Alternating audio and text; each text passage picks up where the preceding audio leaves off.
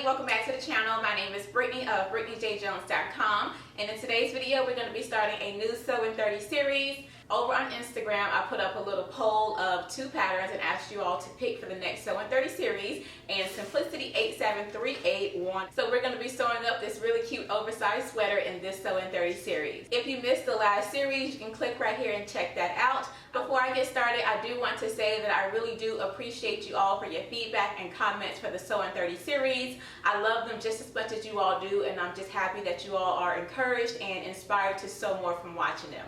So with all that being said, let's go ahead and get started with our next series. Okay, I have my pattern pieces all cut out and I'm ready to begin sewing. Again, we're working on Simplicity 8738. I'm going to be sewing view B from this pattern. So I'm going to go ahead and pull out my pattern instructions so I can follow along with the instructions in the pattern. It's only 4 pieces to cut out. You have the collar, the sleeves, and the front and back. Alright, first things first, I'm going to go ahead and pull up my timer. 30 minutes. Now we can start sewing.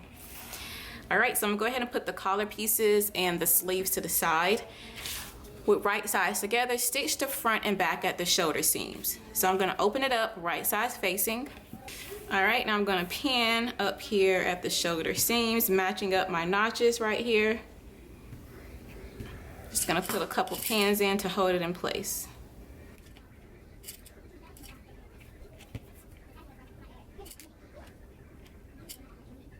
Okay, I have the shoulders pinned, so now I'm going to stitch in a 5/8 of an inch seam allowance using a zigzag stitch on my sewing machine.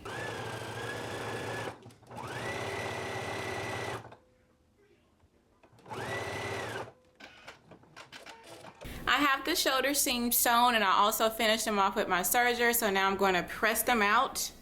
It took me a little time over there because I had to adjust my serger differential feed. It was starting to pull the fabric through, because it's knit, it was starting to pull it through, and it was giving me a wavy seam, so I had to play around with that for a little bit, which I should have did before I started sewing. But anywho, I have it all done now, so I have my seam pressed. So now let's move on to the next step. Step 2 is with right sides together, stitch the center front seam, stitch the center back seam of collar. Okay, here's one. So with right sides together, we're gonna go ahead and stitch this. I have a notch here, so I'm gonna match that up.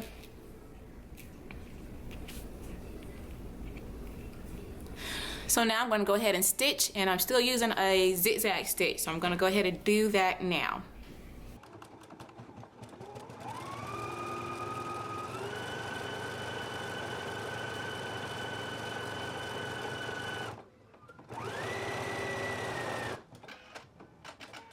The collar is sewn, so now I'm going to open this out and press this seam.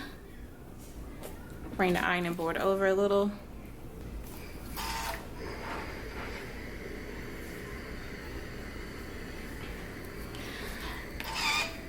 Also, I get questions about my iron. This is the Oliso iTouch Technology Smart Iron. I have the purple one. I've had it for about 2 years.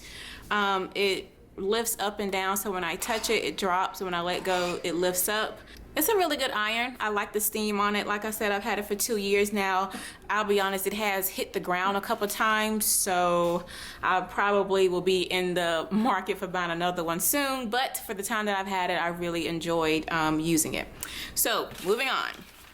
Step number 3, fold collar in half along the fold line with wrong sides together, base raw edges together.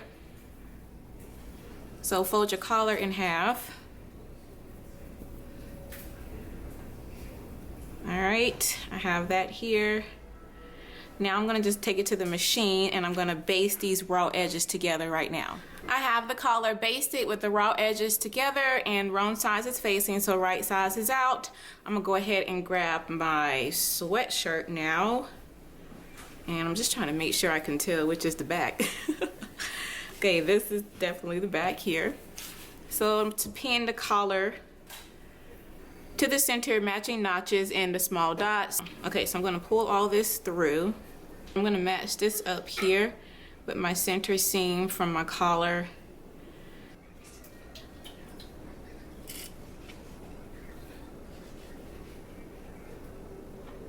Okay, so now I'm gonna go ahead, I'm gonna stitch. Still gonna use my zigzag stitch, and then after I stitch it, I'm gonna take it to the serger and then finish off the raw edge. So I'm gonna do that now.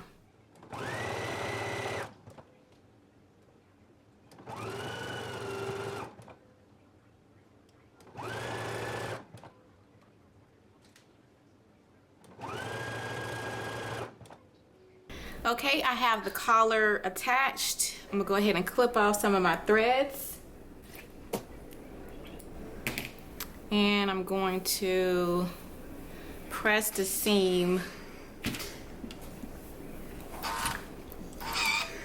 I need my pressers.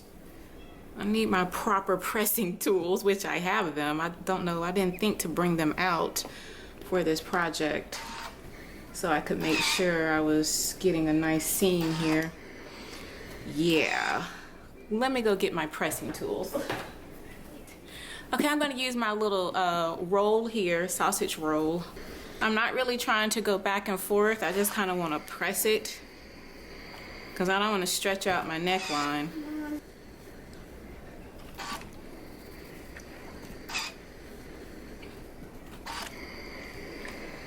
Okay, that's good. Now we can move on to the next step, and that is to pin our sleeves in place. So I'm gonna grab my sleeve pieces.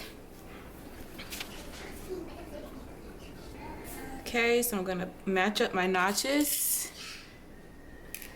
pin it in place.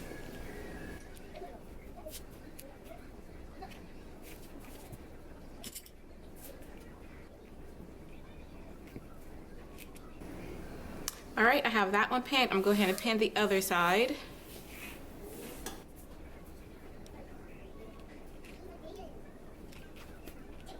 Okay, fill it in. Okay, step 5, with right sides together, pin the sleeves to the armhole. I just did that, placing small dot at the shoulder seam and matching remaining small dots, stitch between the outer small dots. So you should have transferred 2 small dots if you're following along with me, of course. I have my 2 small dots. I'm gonna stitch between these small dots, back stitching to reinforce, and then I'm gonna press the seam toward the sleeve. So now I can go ahead and stitch the sleeves in place.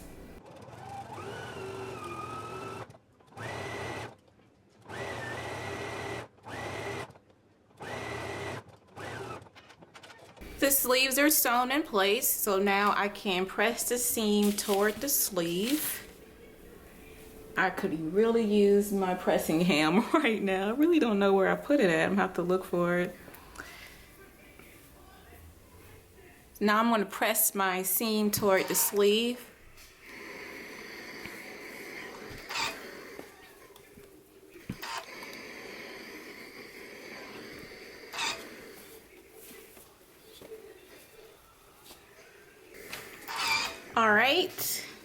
All right, y'all, so we're at step 6. We're making some really great progress. So it says the right sides together, pin the front to back at entire underarm seam, matching the small dots and notches. Okay, I'll grab my pins and start pinning. Here.